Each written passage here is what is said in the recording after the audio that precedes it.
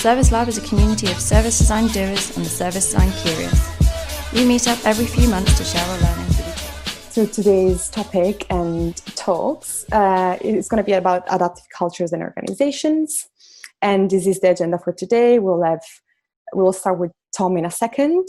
And the idea that we'll have some minutes at the end for a virtual pub where if you want to have the chance to ask questions and there will be some speakers still around, you can wait at the end and try to get your question answered, or even just having a conversation with the people that will stay for a few minutes at the end of the event. So the first is going to be Tom. I'm going to make you Tom as co-host, so you will be able to share your screen. Perfect. Okay, so I'm just going to share a few stories over the last few years, but first, just quickly a little bit about me. So my name is Tom. I'm head of people and culture at a company called Zappi.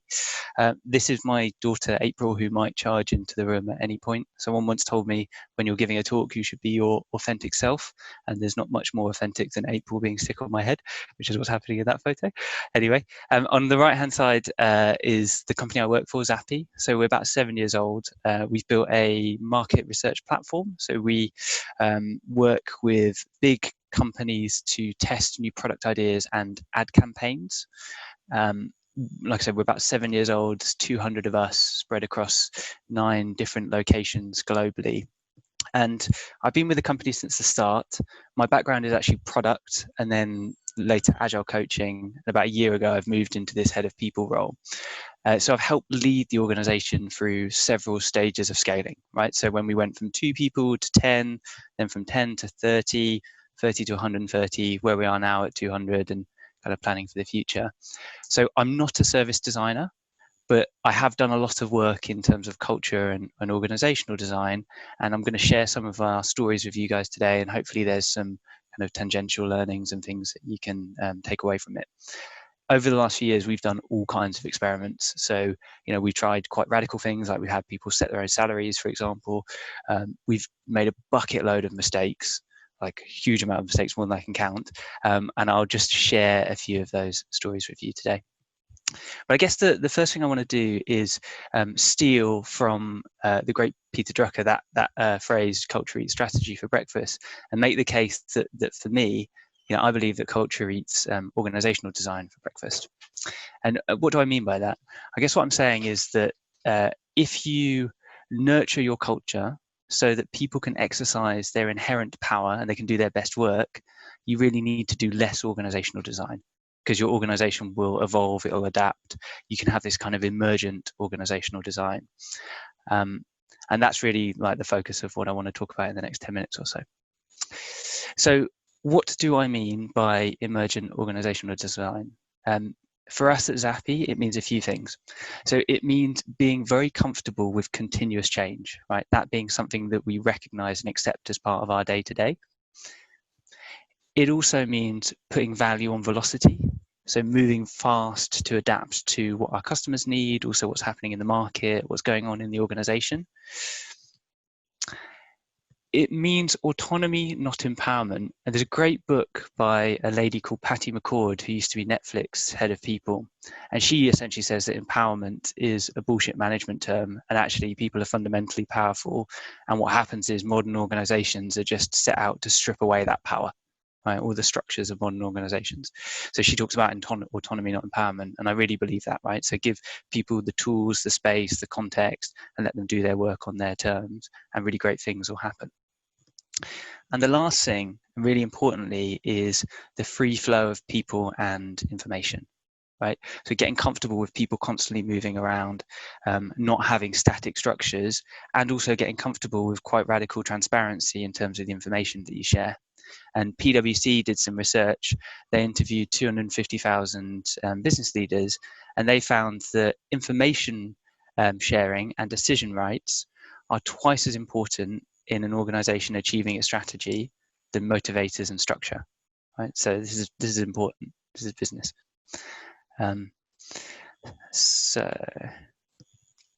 So what I'm actually not saying here, like I'm not saying that in our organization that people in the leadership team don't do change projects and we don't do organizational design, because we do. But when we do it, we try to be very consultative about the way that we do it. And it also means that if you came to our organization and if you looked around, you would see a lot of stuff happening organically, right? So guilds emerging around areas of expertise or areas of ownership. You would see teams and projects coming and going based on what the emergent need is. You would also see people at all levels leading on cross-functional initiatives.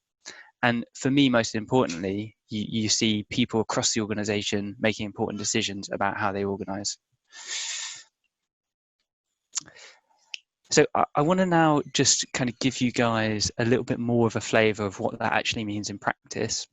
Before I do, I just want to make this point that for me, culture is a fundamentally practical thing, right? It's observable. It's what we do day to day. It's how we do things around here. So when I'm talking about culture, I'm talking about it in that context. So I'm going to focus now just a little bit because I haven't got long, but just focus on the decision-making side of how we kind of create and nurture that environment. So the first thing I want to talk about is the advice process. We stole this, as with most good ideas, from well, it's written about in a book called Reinventing Organizations by Frederick Laloux, which is a fantastic book. I recommend you read it, but several other organizations are doing this, but it's really simple. And it just says, anybody can make important decisions. All you need to do is consult everyone who's impacted and some people who are experts who can help you make a better decision, right? And then you don't need approvals, you don't need anything else. Right? So we talked about this a lot. And then back in December 2016, we introduced it to the organization. Our CEO sent an email over Christmas and said, guys, we're doing this, go away and think about it. We were probably 130 people, I think, by that point. And we came back after Christmas on the 2nd of Jan, expecting chaos, walking around the office, and actually very little had changed, to be honest. And it didn't really change for about 6 months. And I think the reality is something like this, quite deep freedom, is quite hard to get your head around when you're not used to working in that way, and it takes a bit of time. So the things I would say about this are, in order for it to work, you need to have, first of all, you need competent people, right? You need to have the right people doing jobs. You also need, related to that, deep reciprocal trust, right? You need to trust people to make important decisions, and they need to trust you that when they do, you're not going to, give them shit when they get it wrong. And the last thing is you need context, right? People need context. You can't expect people to make important decisions if they don't have access to important data. Okay. So that was the advice process. We introduced it after that initial 6 months. It started to kind of build momentum, and now it's a really core part of how we work.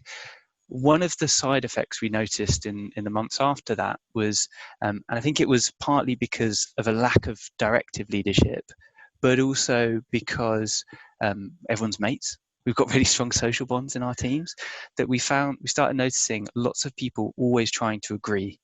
Right, teams all trying to agree about the right cause, and it gets slow, it gets painful, etc. So we decided to borrow some ideas from sociocracy. There's a load of stuff around sociocracy out there, which I'd really recommend reading up on. But they have this idea of consent-based decision making, right? So you flip it on its head, and you say it's not a question of whether everyone agrees. It's, does anyone fundamentally disagree with this approach? No, cool, we move forward. And we introduced this concept of called principled objections, and we started using it in the leadership team. It then filtered out, and now it's become a kind of common part of our vocabulary. And it just means, like, I have an objection to this thing because it's going to do significant harm to us as an organization, or set us back on whatever it is that we're trying to achieve at the moment. So with those two things, the advice process, consent-based decision, is a way of keeping pace with decisions. There's not always one right way of doing things. There's often multiple, and we just want to keep moving forward. So the only other decision-making thing I want to talk about now is that a couple of years ago, we also got some feedback from current and ex-employees that we developed a bit of a loudest voice wins culture. And we do have some very big personalities, right? We've got salespeople over in Boston. We've also got loads of introverted people. We've got designers. We've got like software developers in Cape Town as well. And the feedback was, you go to meetings and quite often the loudest voice dominates, right? I'm sure lots of people can empathize with that. So we decided that wasn't okay. and our solution was stop talking in meetings. So we started to adopt a lot of the stuff that you'll find, I'm sure lots of you will be familiar with in terms of agile ways of working, those kinds of facilitation techniques that are common in retros. We started adopting them across the organization. So now if you go and observe us for a bit, you'll see, people getting really clear on problem definitions and problem statements by writing up post-its or using online boards now, grouping, voting, and just complete silent with a bit of facilitation before anyone talks. And the same thing when we're coming up with ideas, the same thing when we're doing retrospectives, etc. So we kind of adopted those across the organization. And again, they're kind of all of these things together, these sort of tools and techniques, they come together to allow us to maintain velocity in the decisions that we're making, but also to make better decisions, right? To have clarity, to have better inclusivity in the kinds of things that we're doing on a day-to-day. So the last thing that I'm going to talk about in terms of this is maybe an example of how we've applied this in more recent times, right? So COVID and everything like that. I will say two things about it though. First of all, is that we are fortunate as an organization, one, that we were mostly remote working anyway, and two, that our customers are big food and drinks brands, technology brands, these sorts of companies that are probably less badly affected than other industries. So we're already in quite a good spot. But as COVID started spreading, our revenues did really start dropping off, and partly that's because we sell analysis on data, and a lot of that analysis is derived from capturing new data and then comparing it to historic databases and creating nice visuals and drawing out insights from it. And what our customers started telling us is it's no longer comparable. The new world is so different to what's come before that it's not going to work. And so we started hearing that, and then we started seeing it in our just in our day-to-day as well. So what we did was went to the company, sent out an ideas board, said, right guys, what can we do to help drive, keep us going, right? To keep us afloat. And we got a load of ideas, lots of people contributed, lots of people voted, etc. One of them rose to the top. And a load of people just swarmed around it. And within a week of going into lockdown, we'd done a load of research, like global research. We'd written a white paper on it, sent it all to our customers. We had, programs with them. We also got picked up by industry bodies and then got shared quite widely. And within a week, we just sort of stabilized, and now and we're doing okay. And the really, it's not an underestimate. Oh, sorry guys, there's a crying baby. It's not an underestimate to say that work saved jobs. It certainly did at Zappi, and I think it did elsewhere. And the really exciting thing from my perspective is that it happened in about a week, and we didn't ask anyone to do that, right? Nobody in the exec team was involved. It just happened. People swarmed around it. They dealt with whatever they were doing because they realized it was more important. And it was just, for me, it was just a really nice example of how these decision-making things can work in practice. So I'm sure I'm running low on time, but I am going to leave you just with this. Right? I firmly believe this. An organization which changes through its own volition will be a more successful, a more resilient, and a happier place to work. And I think you can do that by offering real decision rights.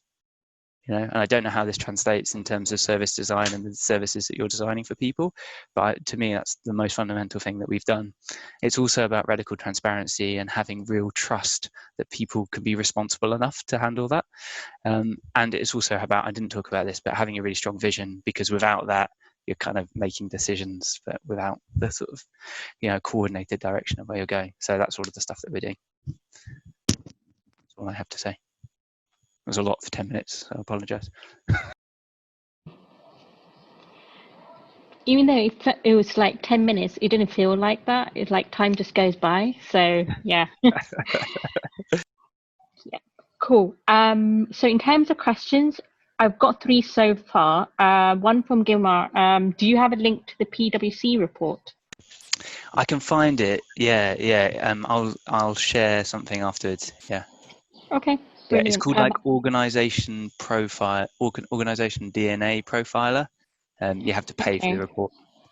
Okay. We'll also tweet the link on Service Lab as well after this. Elaine, does anyone know the name of the book mentioned, please? I'm wondering if that's the Patty M. McCord book. So I mentioned two books. So Patty McCord wrote a book called Powerful, Building a Culture of Freedom and Responsibility, which is very readable and is great. And if anyone's seen the Netflix Deck, so just a lot of that thinking, but in a book.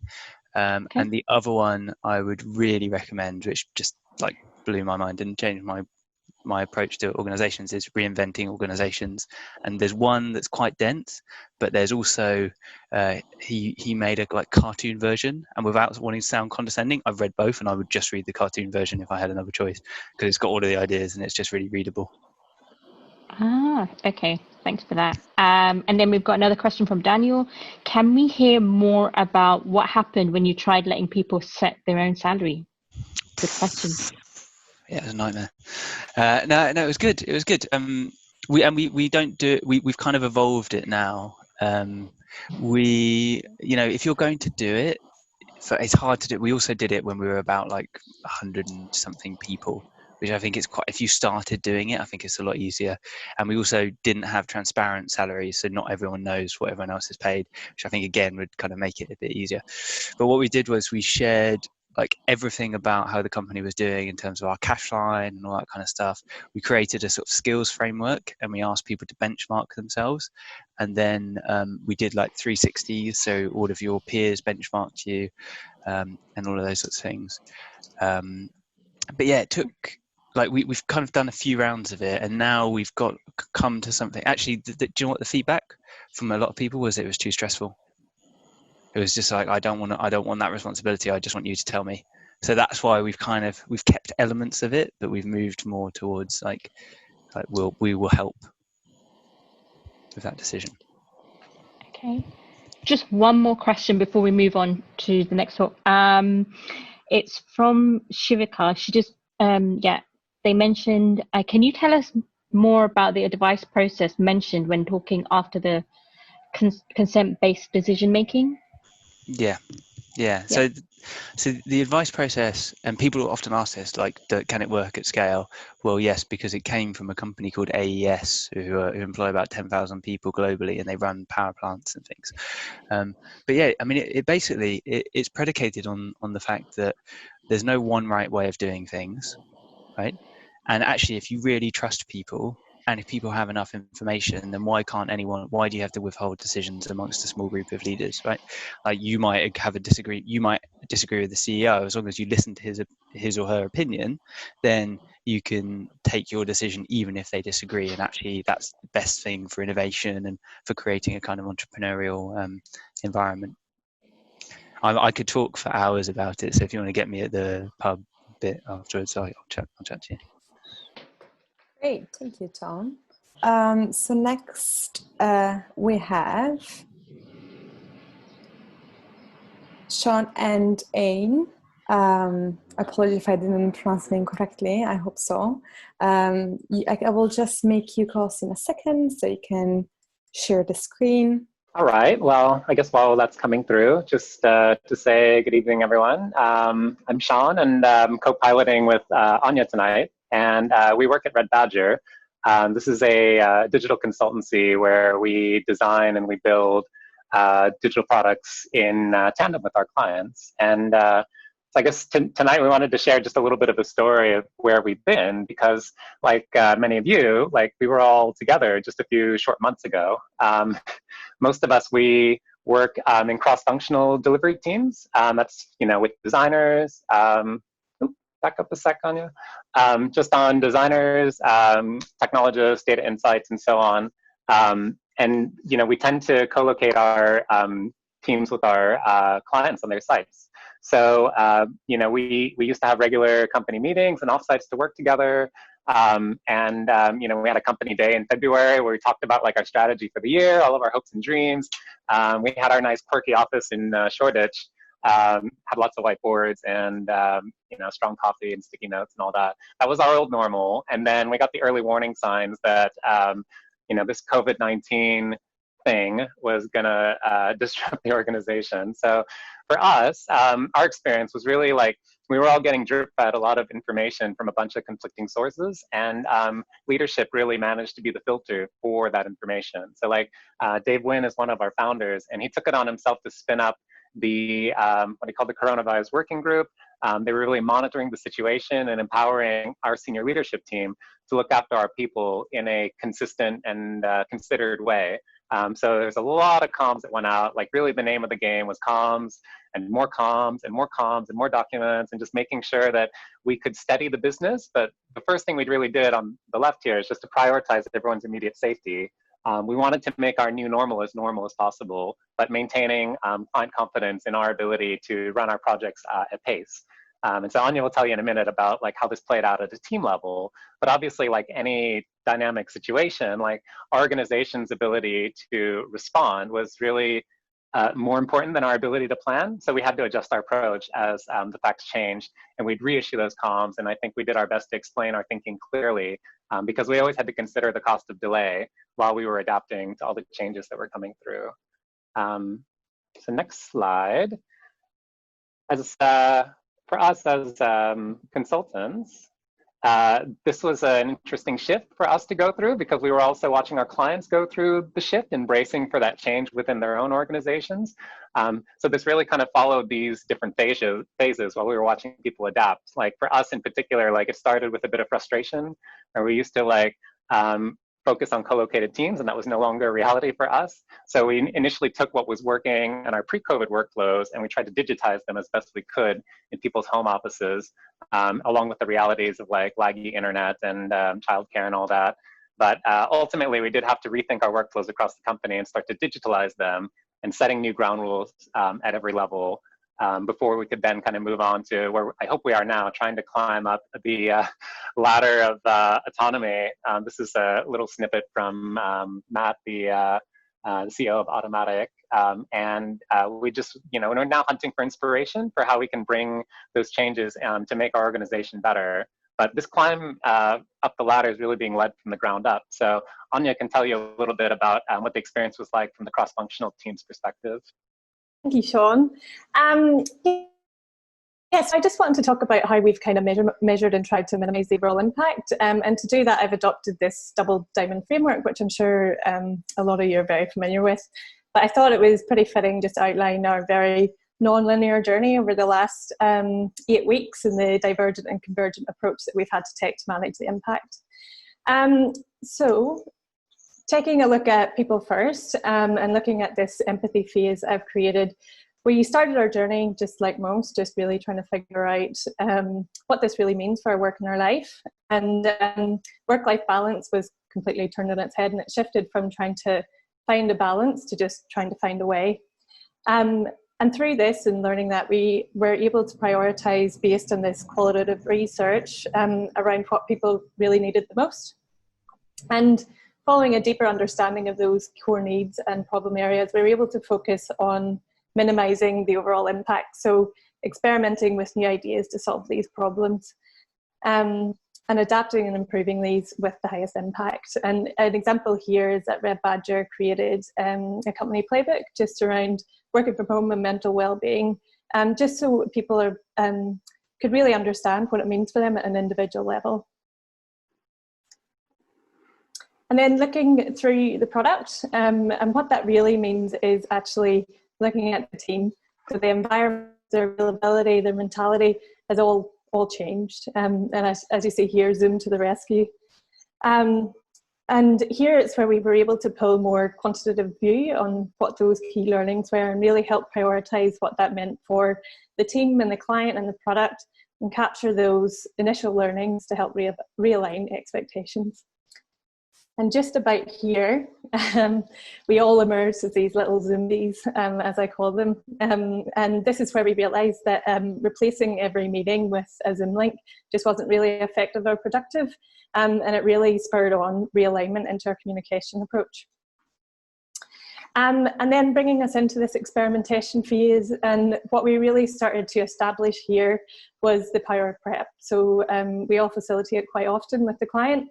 And we find it just super helpful to be really prepared through onboarding new tools to the client, and also introducing different ways of communication, so long-form documentation.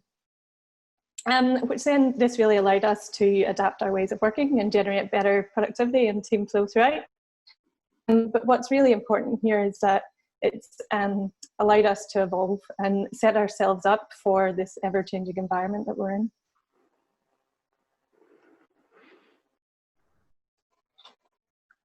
Yeah, so I guess for us, like, I think the question we were trying to understand is like, why did our organization manage to adapt okay? Because I mean, obviously there's room for improvement, but I mean, the obvious answer is like, well, we were able to respond pretty swiftly when there was a lot of risk and uncertainty. But I think like the interesting lens to think about is like, what are the enablers that were in our organization design that made this possible? And so this is us trying to kind of surface what that was. But I feel like this is sort of the key point that we want to stress, is that like adaptive is not chaos, right? Like adapting in a constructive way that comes from rules that we can design and influence. And I feel like actually Tom like put this quite elegantly, like if you have the right design, that allows the right behaviors to emerge from within the organization. So 3 that we just wanted to touch on. I think one is like we have some principles that we feel like they were with us through the start of the crisis, and we expect them to carry us through the next crisis as well. And I think organizations that have clear principles can increase their resilience if they're true, and they'll help you adapt to that situation. For us, there's also like a principle that we have around being honest at Red Badger, and I think that kind of leads into openness. We made it okay for people to say they were struggling. It's okay to say that your eyeballs hurt after being on a video call all day. And ultimately, with openness comes open-mindedness, and that's us like trusting each other to manage our time, giving people the space to experiment, consider new ideas, and really use facilitative leadership to bring the organization together, which then kind of led us to our last bit, like having that culture of belonging.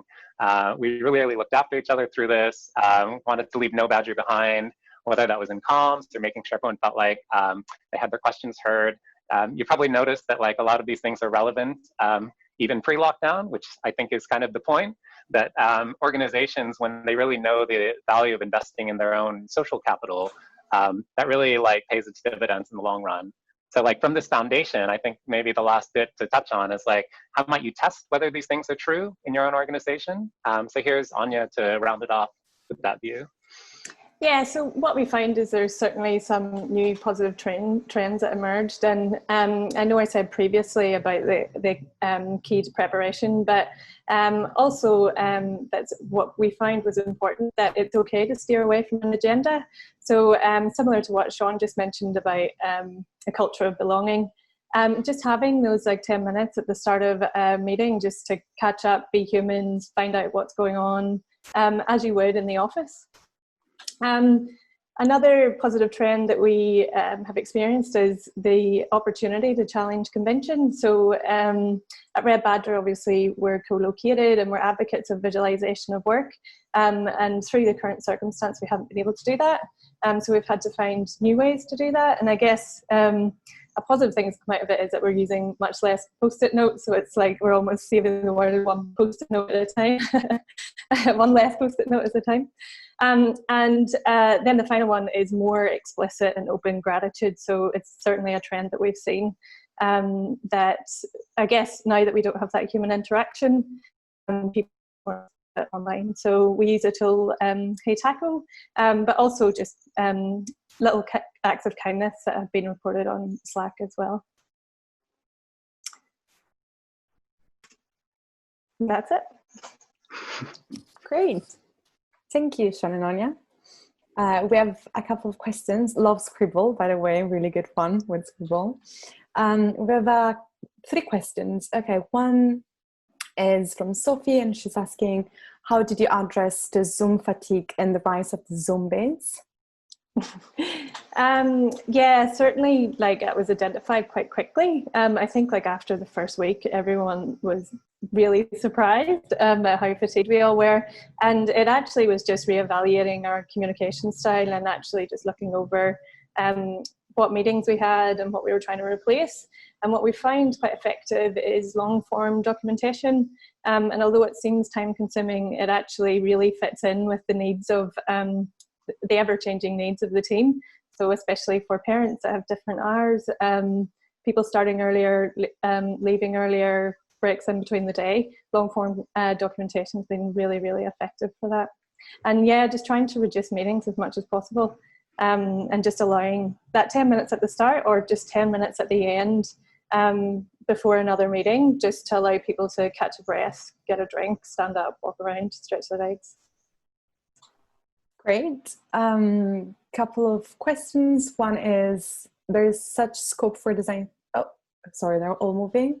There's a comment, there's such a scope for design thinking and how work will change over the next few years. And is one question about what's the tool called again? I guess is the... Heitaco? Yeah, okay, so it's already answered, so that's great. If we don't have any other questions, I think we can just thank you, Áine and Sean. Yeah, that's great. Thank you, guys. Thanks. So we have next Micha from Made My Mini. We're just gonna talk about how does culture impact the way we work together, integrating service design practices into Japanese organization.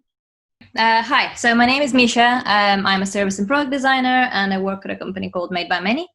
We have offices here in London, where I'm based, and we also have some people out in Amsterdam. And fundamentally what we do is innovation consulting, and it's mostly in the digital, in the digital sphere. So since last year, we've been working with a Japanese consultancy that wanted to integrate some service design practices into their offering. So we thought we should learn by doing, and we will run together some of their projects. So some of their consultants, some of us will create like a mixed team and do it that way. So instead of training them, we actually would work together.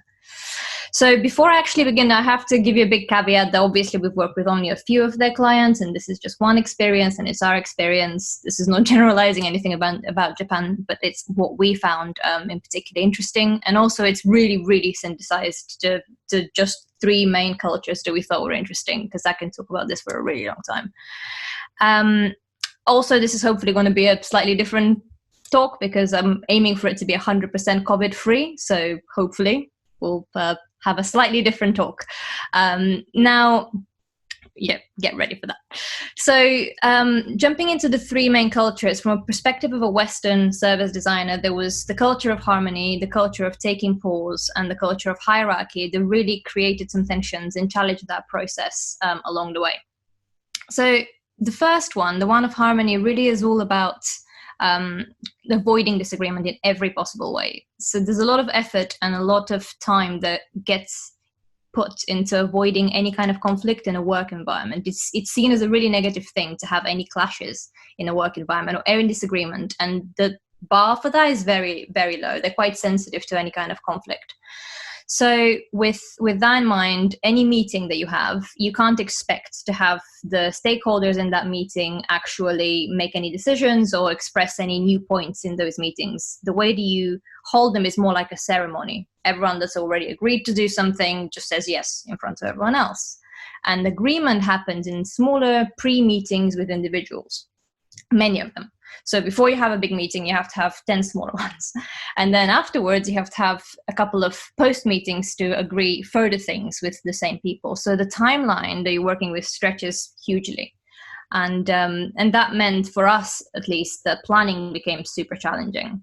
So, and there were a lot of things that we could shift, and a lot of the cultures that we encountered we could adapt to, but this one just required heavy preempting of that stretch and giving ourselves a lot more time than we might have expected to usually give, including the fact that some people already might have a conflict, and if you have 2 stakeholders that don't like each other, you can't have them in the same room. So you have to have 2 separate meetings for them, or 10 separate meetings if 10 of them have a disagreement. So again, that was a real strain on our preparation for anything. So like I said, this one was something that because of the corporate culture that we were dealing with, wasn't something that we could easily shift. But we definitely learned how to replan and how to adapt it as we kept working with them. The second culture that I want to talk about is a lot more on a human-to-human level. The pace of interaction and the structure of conversation feels very different. So you might ask somebody a question, and typically here you expect an answer quite quickly, like almost straight away, as soon as you stop talking. In Japan, you ask a question, you give a decent amount of time of silence in which the person is thinking about the answer, but they're also thinking about how exactly to phrase it so that it's the clearest possible way to articulate something. Then they tell you the answer, then you give them a bit of time again to absolutely ensure they have nothing more to add, and then you thank them, and then that kind of starts again. And this might sound a little bit rigid when you think about it, but actually when everybody does it, what it creates is an environment in which nobody gets cut off and everyone's contribution really gets acknowledged. So that's something that we actually appreciated. And this rhythm, once we got used to it, we started integrating into the way that we talk.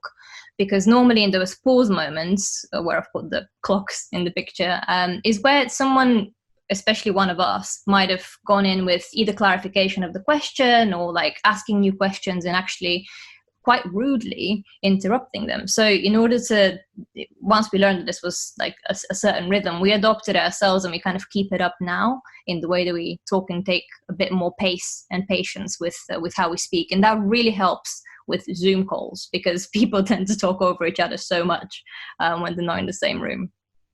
The other thing that really helped us adapt was how we spoke to our users. So in an interview session, you tend to ask someone a question and then drill into it further and further. But because people are used to giving you the best possible answer they can give you, they feel like if you're asking them more questions, there was something wrong with the first answer. So we ended up having to lean quite heavily into being foreign and being, only we're not from here, we need to ask you these questions, and really preempt that in the beginning of the session before we even started the interview. But obviously that wasn't something that our Japanese colleagues could do, and the point was for them to learn how to do this process by themselves. So for that, we whipped out a bit more rich methods of interviewing people. So the first thing that we tried that really worked super well was Lego. And for anyone who's used Lego, you know how it's really good, firstly, that the moment to build something and create something is there. So they had that. It really matched the mental model of someone who wants to think about something and then present back to you. And also removed something else that we didn't even know until the first couple of months, that the direct eye contact that you might use in an interview to show that you're paying attention and that you're engaged and listening to the participant is actually seen as very aggressive. So it's a lot softer. The gaze that you're expecting from a Japanese person is kind of below your eye line, and it's just for a Western person, it can look a little bit distracting, but it's just how they prefer to be looked at and look back at you. So Lego is all about the model that you're building, which means that eye line gets interrupted various times. So they actually feel so much more relaxed talking to you because you're not staring them in the eyes because you think that's what you should be doing, but it's not. So yes, that was something that actually also the people that we worked with enjoyed as well, learning this new tool instead of just doing interviews. And then the last kind of area that I want to cover, the last culture that we encountered was that of hierarchy. And hierarchy is obviously not unique to Japan. It's something that we've encountered all in working with different organizations everywhere. But what is very typical for Japan is that people would stay in the same company over many, many years, easily decades. You don't learn a job, you kind of learn a company. So you start in HR and then you can move into quality control, into operations. You can really just move around the company, and that's expected, but you're not expected to move to different places. So that creates, and that's the same for consultancies, by the way. Your client relationships wouldn't last like a couple of years. They would last solidly over 30 years. And that creates two main challenges.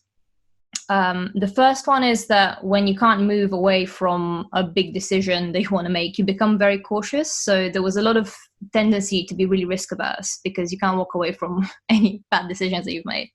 And the second one was that the tenure and the experience and the seniority of people would slowly over time convert into kind of currency. So we would see that thing where the most senior people would have the most decision-making power. They would be the person that everyone would listen to, and nobody would speak anything to disagree with them.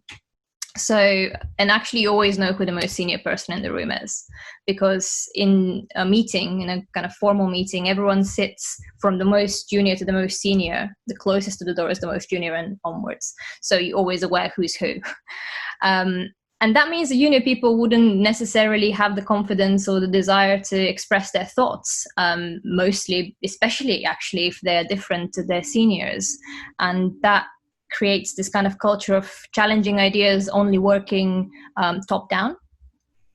And us as practitioners or consultants always come in at a lower level than the client. The client is seen as the absolute top. So anything that comes from the client as an idea is seen as perfect as it is. It's not expected that you would challenge it or even ask any questions, because a question is seen as a challenge, like you're doubting whether it's a good idea. And our Japanese colleagues were trained that they never should challenge a client. And obviously we know that the process of talking about an idea, challenging it, flipping it on its head a couple of times is what makes it robust, what really makes it stand on its feet. And that is a critical role that we have, and you couldn't play it if you have that kind of tendency to stop yourself. So that was one of, in fact, probably the most colossal challenge that we faced, because if you can't do that, you can't really do your job. And it wasn't something that we could easily shift right at the start. It actually took several phases of work to happen, and to have a lot more dedication time-wise as well from the team. At the start, we had the consultants that joined us had another 7 projects on at the same time. They couldn't dedicate focus. And towards the end, we actually had a team that was 100% dedicated to the project we worked on. And they could see the value of our process. They could see the point of challenging ideas in a way that's, in fact, very respectful. And since Japanese culture is very kind of context aware, they were perfectly able to formulate the challenge in a really polite and really like respectful way, as long as they knew that that's something that they should be doing. So once we were able to shift that, we were actually in a significantly better place. And towards the end, towards the latest phase of the work that we just finished this spring, we actually were able to focus a lot more on other things like adaptability, for example. So like if anyone's ever visited Japan, you probably have noticed how neat it is. They really, really don't like mess. And our process is so messy. You can't plan very far in advance. You don't know what's coming. And that creates a real sense of discomfort. And that's absolutely fine. That's part of how we innovate. We have to feel uncomfortable. But that wasn't something that was very welcome at the beginning. And we noticed that this is an interesting phenomenon, because Japan is really advanced when it comes to physical product design, when it comes to industrial design. But when it comes to digital, it felt a bit like a trip in the past. A lot of their digital products and services felt so outdated. And some of the reason for that, we felt, was that there was just this lack of comfort with unpredictability.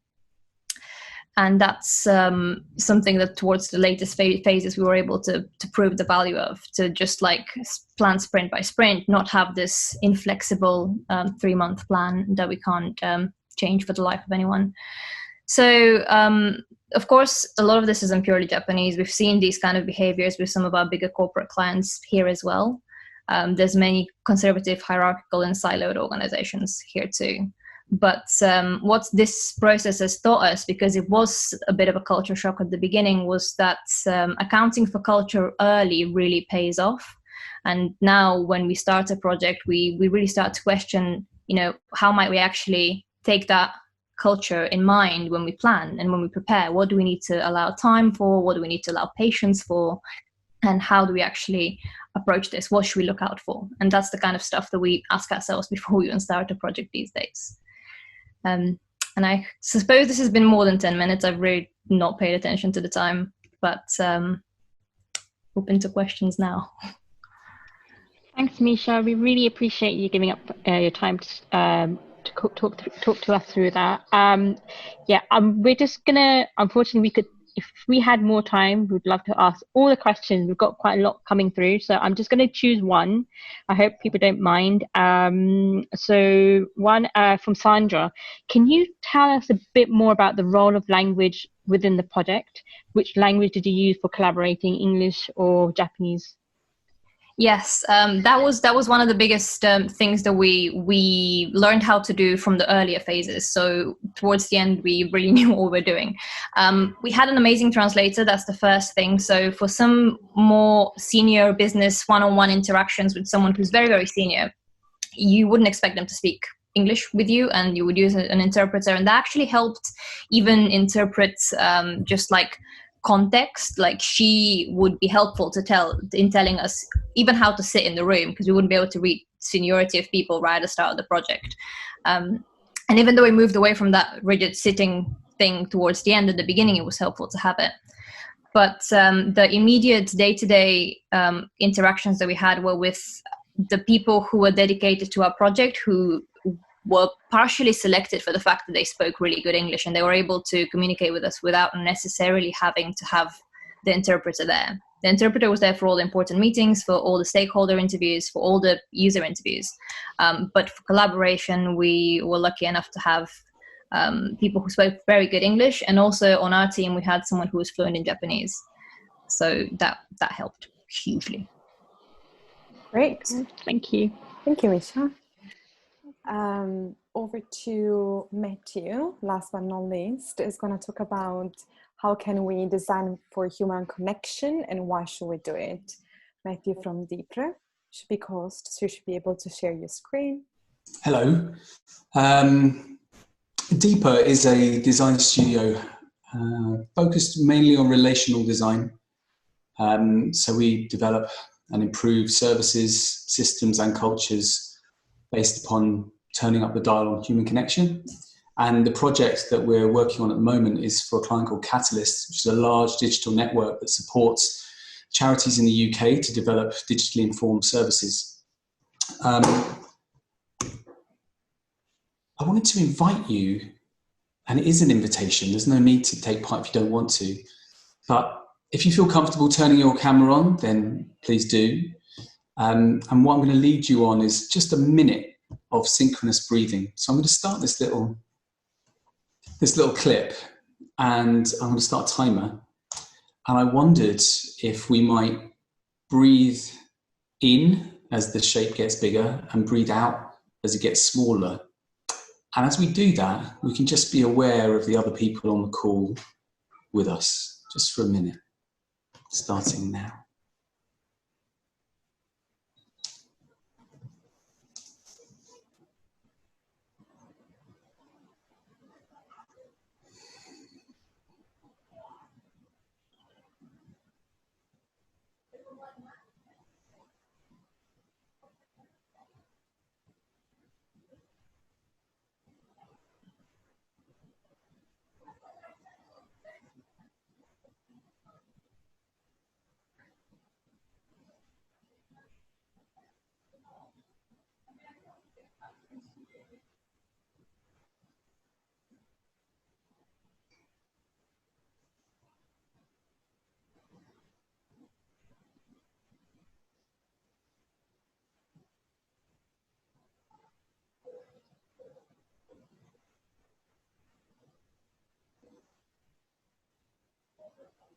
And when you're ready, just coming back to the room.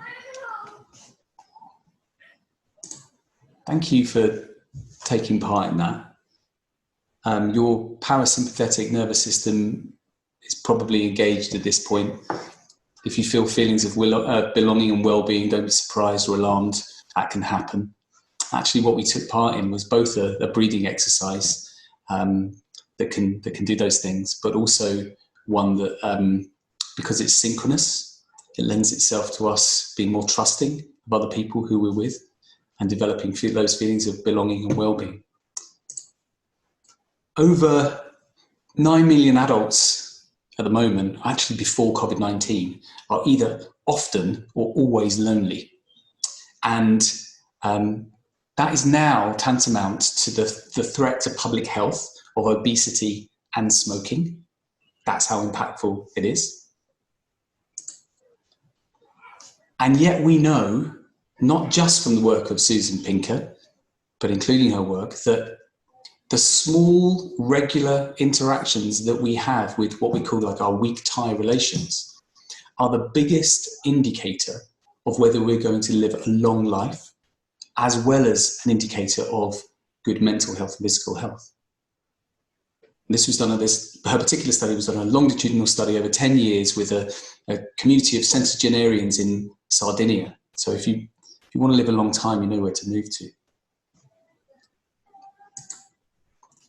Now, imagine for a moment all that incidental interaction that has taken place, all the smiles, all the chit-chat, all the cups of tea and all the biscuits eaten, all the relational well-being that's being developed every day by almost 200,000 charities in the UK. And since, apologies, COVID-19, like that tap has kind of been turned off. And charities are now putting up digital versions of their offline face-to-face services almost overnight. And they're pretty amazing. But our question is, how can we rapidly ensure that charities' digital services are optimized for human connection and the relational well-being that is an outcome of that? So over the last 5 weeks, we have done a bunch of domain and user research and testing. We've worked with about 60 charities. And from that, we've developed 50 plus methods for human connection online. So one, and this is possible in face-to-face Zoom calls or in fairly static and asynchronous digital services, it's 100% reciprocity. So when we ask something of our service users, we provide something back. And when we provide something to our service users, we ask for something back. And as we do that in really tiny ways, we are sending an implicit message of equality. Another one that I'd like to share is that there is brilliant neurological evidence that if you bring a hot drink to an interaction and you did a little bit of what we did with the breathing exercise, you hold that, you cup that, and you look around the room, then it hijacks, or let's say hacks, your central nervous system and makes you more trusting. You've got to be careful with that, but it's good. And one other is shared reminiscence. So now charities are developing services, some of them telephone services. One in particular was about like a dog walking project. And these guys couldn't walk their dogs together anymore. So what we found was that they were, first of all, they were just checking in on the phone, but then they were talking about the dog walks that they went on. So they're reliving that kind of experience. So one other thing that's really important to us is open dialogue or radical transparency. And that means that when we're doing these kind of workshops online on Zoom, then my colleagues and I were not using the private chat to say, oh, we're going to have to drop slide 17 or we're going to skip that bit. We're being really, really open. And that also sends a message that A, what we're doing is not rocket science. We have an aptitude for it. But any like charities who we're working with, you can do this. You can do this too. But also that there's no subterfuge. We're just really sharing really openly. So there are like 3 things that have come out. Probably for us, the methods are brilliant. We're going to do something with them, do lots of things. But what's most interesting and exciting to us is that almost all of those methods came under these 5 headline conditions for human connection. First one is presence. So much of how we interact is automatic, but automatic behaviors do not foster connection. Maintaining attention does. So we can do that by switching out our kind of like styling of our logos. We see that in Google all the time. It just maintains a little bit of attention when we go through there. We can develop and apply deep listening skills. So we're really focused on listening to the other. And we can find other ways of keeping interactions fresh and new. What we want to be doing is engaging what Daniel Kahneman would call system 2 attention. That attention that we really need to apply when we're learning something new. Next one's equality. So building and acknowledging equality in some small way is a key condition for connection. And this applies when we're filling in a form. Let's do it together. Let's not do it for someone else. And using inclusive and simple language just sends an implicit message. Accountability, something that's quite tricky for us in the social sector, but what we might call skin in the game is really important. Something to win and something to lose from the way we behave in an interaction with others, really important. Two-way feedback, great example of this. I know that when I use Airbnb as a guest, that I'm going to be marked. I'm going to get some feedback, and I want a great feedback rating. So I'd like to think that I was a nice guy anyway. I didn't wreck the place. but that's a really helpful thing to have in mind. I've got skin in the game. Autonomy, really important. How do we enable people to have a really clear choice, and not just a choice of what they do, but how they go about it, how you go about it together. More choice, more meaningful connection, more relational well-being. And lastly, so we knew that vulnerability, we've all read Brené Brown, right? We knew that vulnerability was a really important quality to have in human connection. But actually, we thought it fitted under a wider banner of whole self. So the more we can bring part of our whole selves, part of our unprofessional lives, whether that's a cat jumping on the desk or like even just the amazingly comfortable armchair that I can see Tom's been sitting in this evening, I'm quite jealous of. It's just letting a little bit of our lives into the way we interact. And actually, arguably, we can do that a lot more easily now. The safest, most clearly boundaried way that we can do that is through check-ins at the beginning of meetings, where we talk about what the weather's like for us today and a little bit about what we want to get from that meeting. It's really, really useful. I'm sure you're familiar with it. What happens when we get those qualities, all together, it's great. They act as a dynamo. They create empathic interaction and relational contact that triggers empathy and oxytocin. There's also some what we call superhighways to empathic interaction. Synchronous activity, just as we've enjoyed a little bit of, but it's singing in harmony, amazing, breathing, clapping in sync, maybe even clicking with a mouse. We're testing these things now. How far can we go with that? And also, sometimes we're wondering, like, is what we're talking about peer methodologies? Because we know that what we're trying to do is reduce separation between us in order to create human connection. So we're also thinking, what's optimal connection? What's too much connection? And how can we judge those responsively for different audiences in different instances? Lastly, something that we're still playing around with now is asynchronous activity that allows connection.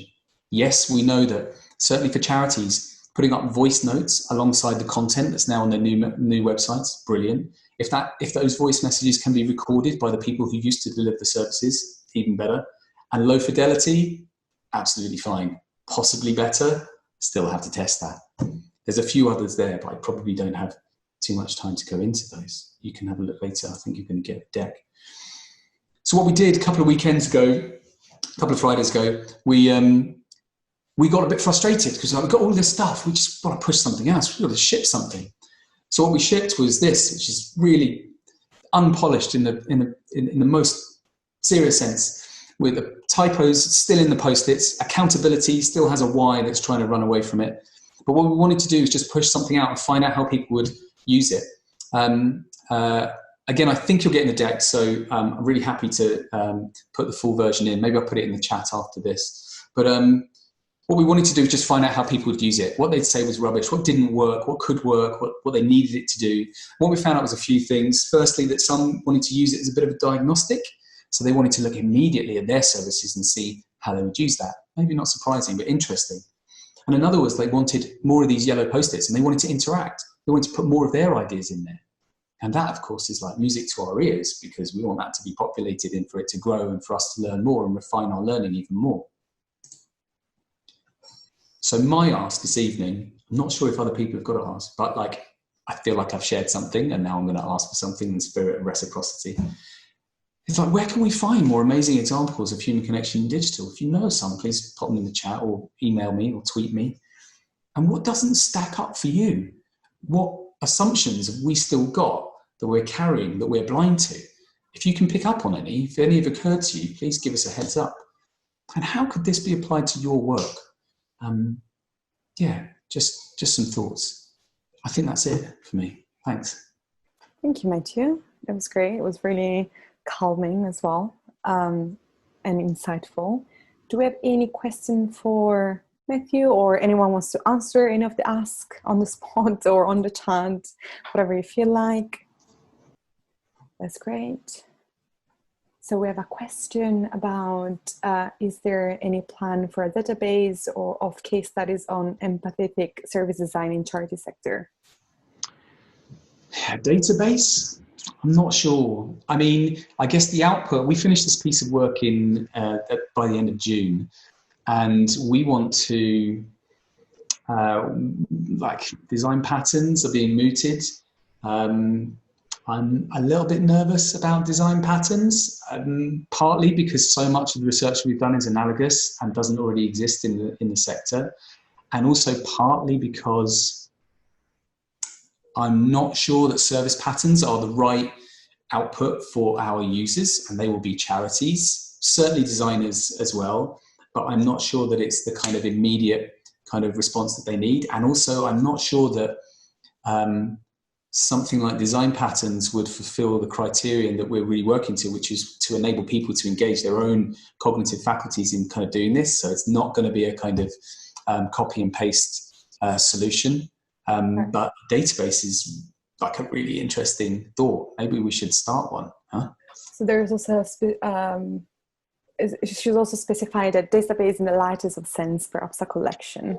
Yeah, so I think definitely what we're going to be doing is releasing lots of the methods that are being used, and we're now working with 3 charities, one really small one medium-sized one really quite a big one, and we're going to be testing out many of these tools with them over the next month, and then we'll be using those as case studies. We've also got a bunch of case studies that we've already kind of worked up. I could have included them here for brevity, I didn't, but they will be part of our final outputs as well. And the kind of main design principle, a main design principle, is that it needs to be able to be inputted in by the people who use it and iterated, from that point. So it will be some kind of format in which it can be added and adapted in that way. So yeah, I mean, like drop me a message or